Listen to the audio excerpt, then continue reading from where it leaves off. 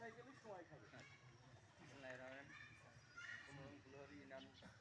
জাতীয়বাদী দল বিএনপি কর্তৃক আয়োজিত ৬ এবং ৭ নং ওয়ার্ডের বিএনপি কর্তৃক আয়োজিত আজকের এই মিটিংয়ের সম্মানিত সভাপতি মোহাম্মদ নাসিরউদ্দিন পানু ভাই, এখানে আছে উপজেলার নেতৃবৃন্দ, যুবদল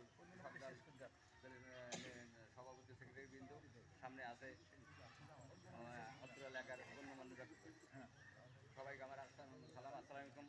আজকের এই মিটিংয়ে আমি বলতে চাই, আমাদের ভিতরে যদি একতাবদ্ধ থাকে, আমাদের এই আসাদ ভাইকে পাশ করানোর কোনো সমস্যা কথায় আছে 10 মিলে করি কাজ হারি যদি না হিলাম, 10 জনের কাজ যে কাজ করতে পারে একজনে সে কাজ দ্বারা সম্ভব নয়। আমরা যদি সবাই একতাবদ্ধ দলবদ্ধ নির্বিশেষে পদ পদবি কিছু মনে না করি যে অমুক পদে আছে আমি বড় মারতে পারি, এটা যদি মনে না করি আমরা সবাই যদি একতাবদ্ধ হয়ে আমরা কাজ করতে পারি, তাহলে আমাদের নেতাকে অবশ্যই আমরা জয়ী করতে পারবো।